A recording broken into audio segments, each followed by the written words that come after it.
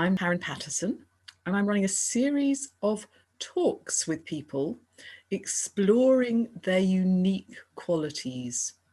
I believe that everybody has got something different and something unique to offer the world. And I'm fascinated to find out how this uniqueness expresses itself in different people. So I'm delighted to welcome today Kay Baxter. Kay is a meditation teacher in Bristol. Kay, welcome. Thank you so much for coming to talk to me. My pleasure. Not coming to talk to me because obviously we're on Zoom, but agreeing to talk to me. And can you tell me a little bit more about your work? I've described you as a meditation teacher, but I think it's a lot more than that. So perhaps you'd like to elaborate a little bit. Yes. Well, the purpose of the way that I work with meditation is that it's a means of getting to know yourself, getting to know yourself better, and making a deeper connection to yourself. And many people are estranged to one degree or another from themselves. And so, what I aim to do is to help them to draw back into a better connection with themselves so that they can reach into their particular qualities and find their own focus and expression in this life based on what is naturally present within them. So, very much about self-knowledge, about tapping into what is already within you. There's nothing that you need from outside, although teachers are so very helpful for all of us, but it's tapping into the deep inner knowledge so that we can begin to know and understand ourselves. And from that to develop more awareness and sensitivity. So that would sum it up in a nutshell. So your work is obviously very much connected with teaching others or advising others or being there for others, helping others in various different ways. It's very much a work about relationship, but it must also be a work, you must have to do a lot of your own practice as well.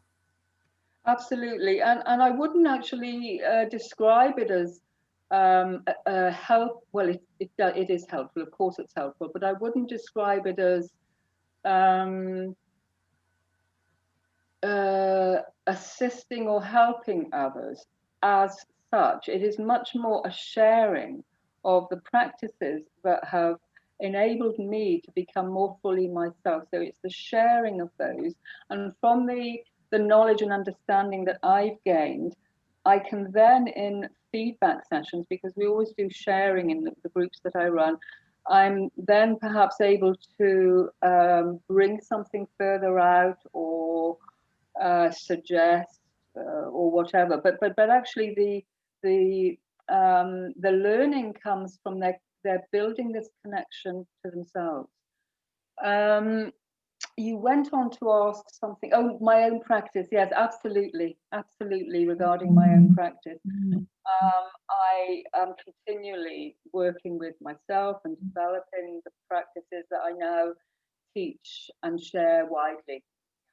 So these are practices that you've been involved in for many, many years. Could you say a little bit about how you first came to these practices? Mm. Yeah. Well, in in terms of the main teaching and the teaching and the teacher that really helped me to um, begin to understand that there were depths that I could plumb within myself that would really assist me, A, in becoming more settled and restful and still within myself. And then from that to be able to move out into the world and express myself. So I met my teacher when I was just after my mid 30s. I'd done various things before, but I was at that time living in Wales, and I just spent several months in France with my family. And we'd come back and we spent a year in Wales. And I went to a night class at the local educational centre, adult educational centre. And it was a class for healing massage. And so I worked with healing massage 8 weeks, the general kind of schedule of these classes in adult education. And I got to know the teacher. And at some stage towards the end of the course, she asked me if I would share with her, if we could get together and I give her massage and she give me massage. So I was delighted with that offer and went for it. And so we started doing that. And then one day she came to the class and she said that she wouldn't be here the following week because she was going to London to see her teacher. And I knew very, very quickly that I wanted to go and see this teacher. And I had no idea what he was doing. She hadn't told me anything about his work. She'd only told me that he was her teacher. So I was so taken and so struck in this way that I actually drove 15 miles or whatever it was to where she lived that very night and said, look, I want to come with you. And she said, I'm really sorry, but you can't because it's invite only. And I was very disappointed. I'd already built myself up to going and meeting this teacher. And so the only way of accessing this teacher was to be invited to one of his groups. And so I wrote him a long letter. And it was a good year later when I was then living in Ireland when I got an invitation to go to one of his groups, which were 5 days in London at a price, obviously. And I didn't have a lot of money at the time. I was living in Ireland with my family. And again, without knowing anything about him or what he did, I booked the place, I paid the money, I booked my flight, and I flew to London. And my inner knowing that this was the right thing to do was so strong that that's what I did. And I have not looked back. So your obviously inner knowing is one of your big and very unusual strengths, I would say, that somebody can have such a deep conviction when listening to their inner voice. This is this a quality that has played a role a lot in your life. This sense of a deep knowing, following your inner voice. Yeah, I think it has. I mean, not all the time by any means, but there have been occasions, I would say more than a few, but not a massive amount where, and it's not a mental thing. It's not like I'm thinking, oh, I must follow this because it's the right thing. It's beyond that. It's like one move leads to the next move, leads to the next move. And it's just like this flow of being that goes with something that deep within feels so right that there's no other option. It's not something I think out in any way.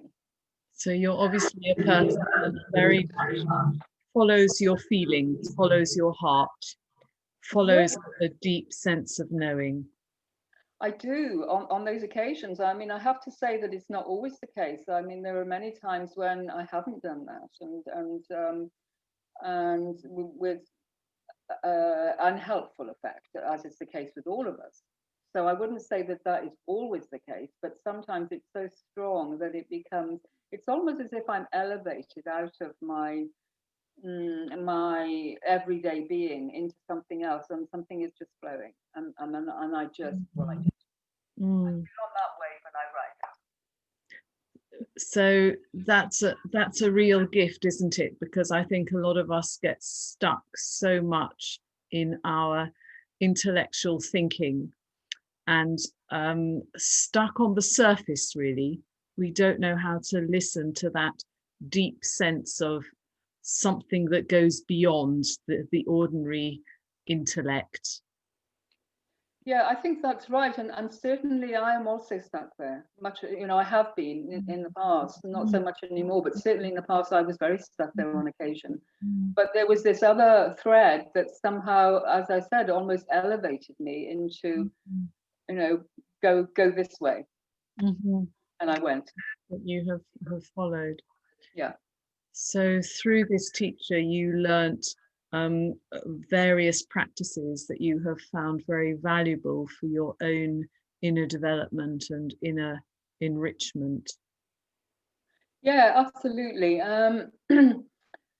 Yeah, I wouldn't be where I am, who I am, how I am in any way had it not been for the teaching. You know, they Yeah. have. Uh, I, I would just. I don't know where I would be, but they have been, you know, Mhm. very, very central to my life, yeah, and to my work. We Yeah. have a guest who's absolutely determined to join me. This is Nala. So No, Nala, say hello to everybody. hello, Nala. I've met you before. How nice to have you with us. Yes, she's determined to join us. I'll let her settle down. Yes. So, are there any other formative moments, do you think, Kay, that have brought you to where you are now um, in your life? Um, Or yeah, maybe not moments, but situations or anything else, do you think, significant in your background that has led you to where you are today? yeah. I mean, right from the beginning, Karen, really, because you know, this helping people to connect more deeply with themselves. In order for that to be something that can be done, means that people need to be disconnected from themselves. Yes. Which many people are, even without knowing it. And as a result of unfortunate circumstances at the beginning of my life, I became disconnected from myself. Very, very early. I was actually born in shock, and then, you know, various other things around that time, um, being removed from my mother and the like, had an impact, which meant that I went away from myself. I disconnected. I didn't fully um, enter. I didn't fully enter into present moment being, if you like. Mm-hmm. And I so, wonder if I could ask you to just elaborate on that a little bit more, because I think there might be some viewers for whom this is a new concept, this idea of what does it mean to be connected to ourself or not connected to ourself. okay, well, when you're not connected to yourself, there is a frequent, if not continual, sense of unease, of not being settled, of something missing, of discomfort. And it's a kind of underlying. Now, that is when it becomes conscious. Before that, there is a switched offness. It's like you're not fully available. And sometimes you can see it in the eyes. It's as if there isn't anything there, or otherwise the eyes can be very wide and frightened. And this is the result of trauma. And of course, in the 50s, when I was born and when many of us were growing up, there was no concept of trauma. But human beings are very sensitive, and particularly in babyhood and childhood, and everything has an impact. And because they're so sensitive, much more sensitive than adults who have already hardened in many ways, then they are deeply affected by things. And of course, these days we know so much more about trauma, PTSD, post traumatic stress disorder, and we have ways of dealing with it. But in those times, there wasn't anything. So people were just lost. Many people were lost to one degree or another because of experiences that were unhelpful. You know, in many ways, the practices, child rearing and educational practices, were inhospitable to humanity, simply through ignorance and not knowing. No intent. But then, of course, because it's so, if there's no knowing that there's been trauma, there's no opening for dealing with it and soothing it. So these people remain kind of jagged and raw, and there's nothing that settles them. So working with I'm thinking it's a bit like a wound with a scab on. We put an outer shell around ourselves to protect that wound. And when you say somebody is not really in contact with themselves or connected with themselves, it means that they have a kind of wall around them in a way, and they're not fully relating or fully engaging with others and with the world around them. That is a very, very good way of putting it, Karen. I would say absolutely yes. Yeah. Yeah. So you tell me then about how you came to start sharing your experiences, because there's something very different between having one's own practice and then sharing it with others. Was it a big leap for you to do that, or did it just happen in a very natural way? Well, you know, as I discovered more and more of the ways in which I had been disconnected, and when I recovered more and more of the fullness of who I was, and this happened over years and years and years, you know, a long time.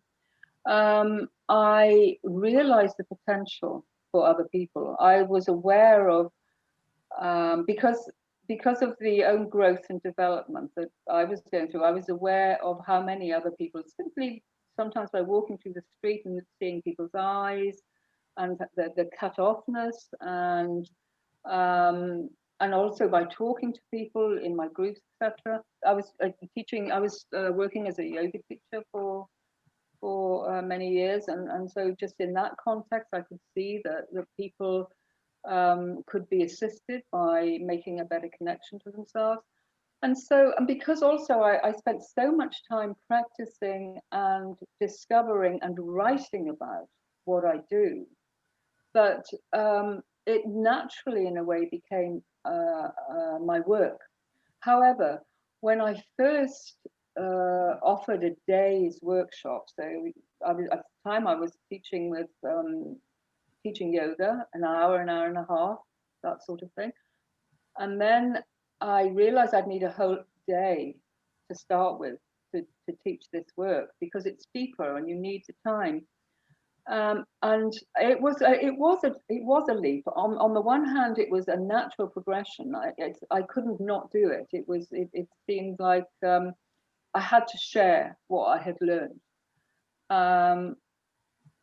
And so it was very natural, and yet to begin it was a big deal. Actually, it was a big deal, and probably for a number of years, for a few years, you know, as I was building it, as I was gaining my confidence, you know, like now I go into a group or go and teach a day or a weekend, and it's just second nature. But at that time, and there was the build-up of stress and the going through my notes and the making sure everything was in place.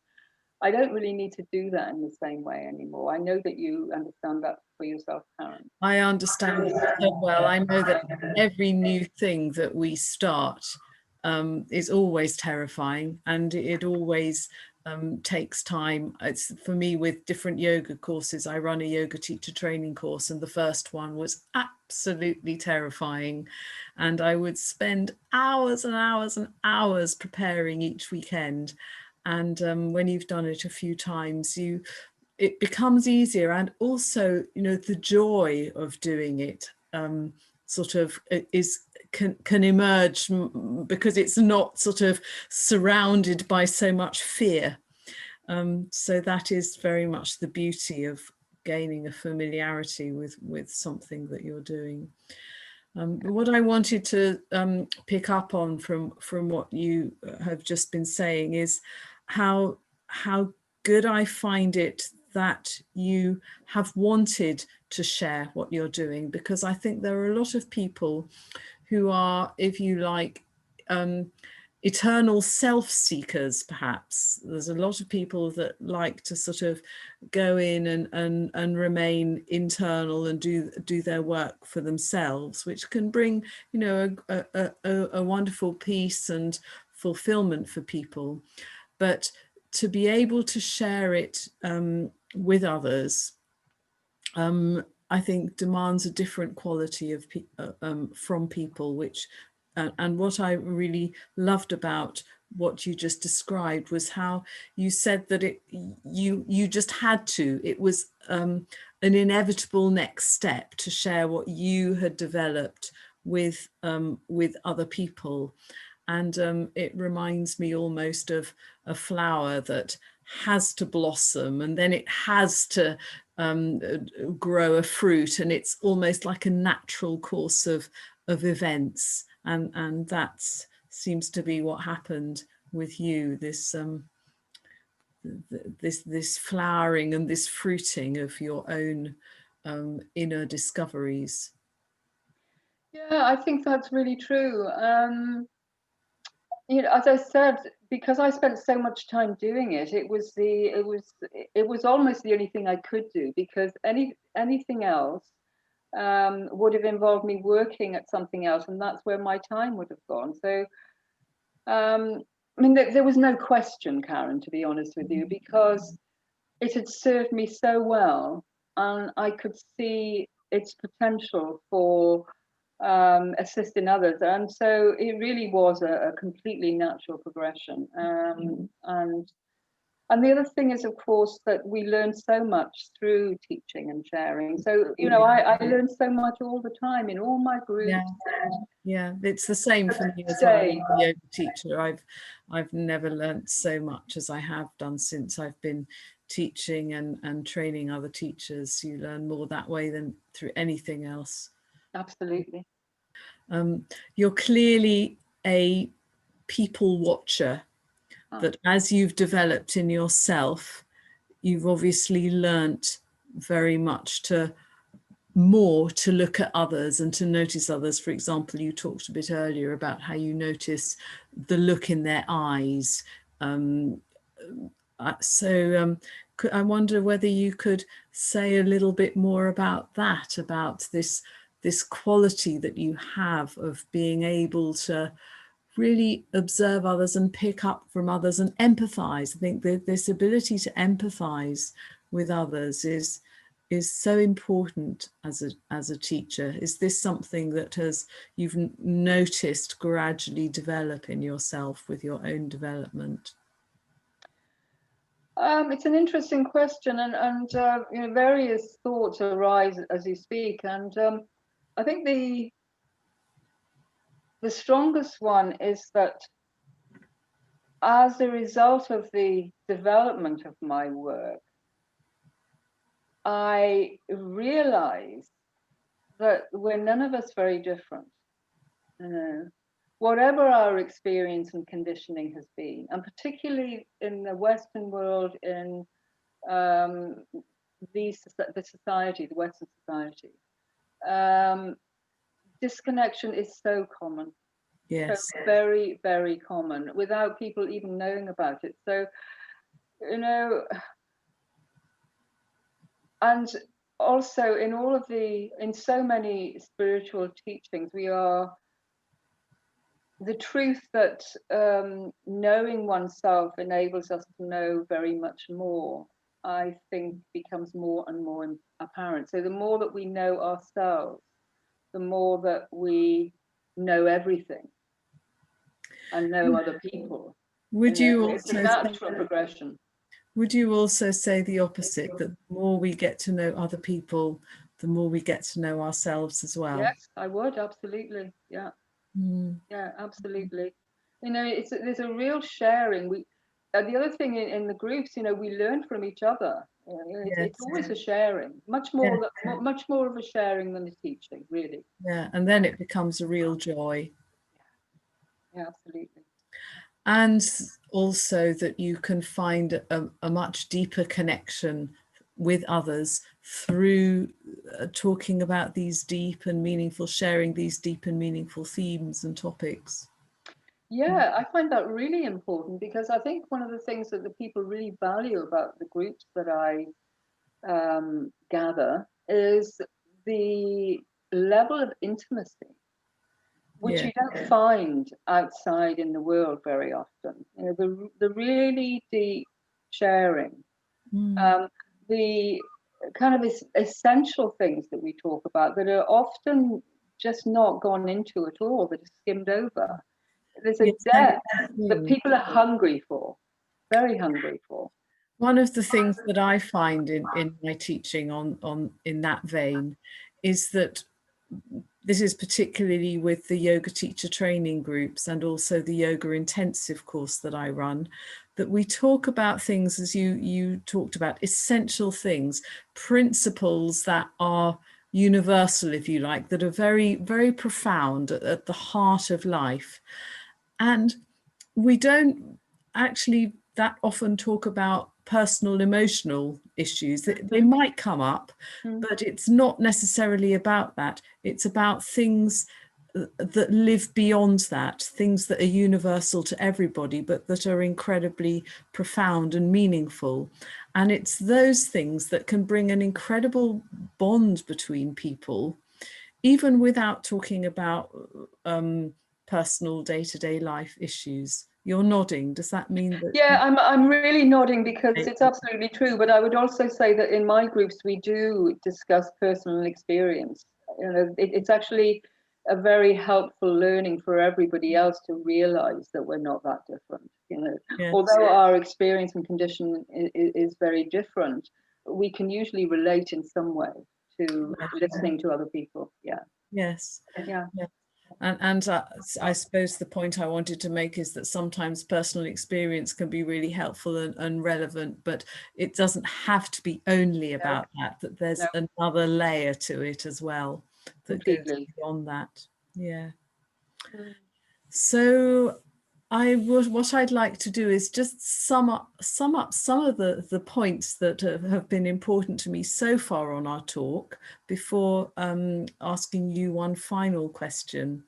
What I've picked up on is firstly your deep sense of inner knowing, that sense of following your heart, following an inner voice, if you like, that really tells you what is the right thing, and perhaps going against all sorts of conventionality, I would imagine, because the kind of work that you do is by no means treading down the conventional path.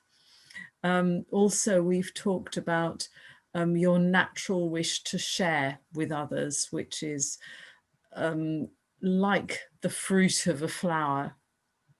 We've talked about your ability to observe others and how the more that we observe or get to recognize other people, the more we recognize ourselves, and vice versa, that we learn to see those common threads that unite us all. So there is a final question I'd like to ask you is whether you have any plans for the future, any future developments that you'd like to bring into your work or into your life. Okay, well, one thing I'd like to say is that since the lockdown situation in March, I have begun to teach meditation groups, or to lead rather meditation groups online, which is partly leading a guided meditation and then also some teaching around issues that are relevant to people's lives, both in this current context and generally. And that has been just such a joy, actually. Again, you know, when I first started working in that way, it was quite challenging because it was a very new thread to the way that I work. in terms of just 1 hour instead of a whole day or 3 or 4 days, because I'm running longer courses now. So I'm going to expand that to include more classes, more people, working with people I haven't worked with before. At the moment, I'm working with people who have been working with me for a number of years. The other thing is that I've just started making poetry recordings, because poetry is also another thread that is very connected to the other work. So I feel that there's all sorts of expansion in process. In fact, I'm going to be running some day workshops leading up to Christmas to introduce people to this whole concept of connecting to oneself, etc. Of course, the poetry is something, a vital thread in your life. I know that's something that we haven't even touched on in our conversation so far, but brings up another hugely important issue, which is that of creativity, because you're an incredibly creative person. And that would be something, I said it was just the last question, but this has brought up another theme that I'd very much like to delve into. And that is this element of creative activity, and whether you can say a little bit more about that, because I think a lot of people think that they're not creative and they don't know how to be creative, and it's just not in them. I don't believe that. I think that everyone has some sort of creative thread in them of many different varieties, and it's a question of knowing how to cultivate it. I wonder if you've got anything to say about that. Yeah, I really have, because again, it ties in so much with the other work that I do, because the more that we get to know ourselves and come into the depth within us, the more we will tap into our natural inclination, our natural propensity to whatever it is. I mean, we are all naturally creative every day in the little things like the clothes that we choose to wear and the way that we organize our home. We can't help but be creative. But then, of course, there are the more finely honed creative potentials in people. And everybody, I believe, also has something. And so I think what it is that we begin to understand and look more to what we love, what it is that brings joy into our life, what it is that fills us, what it is that touches us in those moments when, if perhaps there is some difficulty or some challenging situation, and we turn to something that we love. For me, it would be poetry, and straight away there's a lift, because it's tied in with something that's very natural, and it's it's a vital part of who we are. And sometimes it doesn't have to be art or music or poetry or anything like that. It can simply be things like, a natural mother who's just, it's not only her own children, but she gathers all the children from the neighborhood, and that's her creativity. So people sometimes get very stuck in this idea of creativity being about painting or writing or music, and it's just so much wider and broader than that. And so I would encourage everybody to look at, what is it that I love, and to find more their potentiality in that regard. That is beautifully put, and I think we should leave it on that note, because that is a really inspiring message for people to take home with them. Kay, thank you so much for talking to me. And I wish you all the very best with your future meditation and poetry projects. Thank you, Karen. I've really enjoyed it.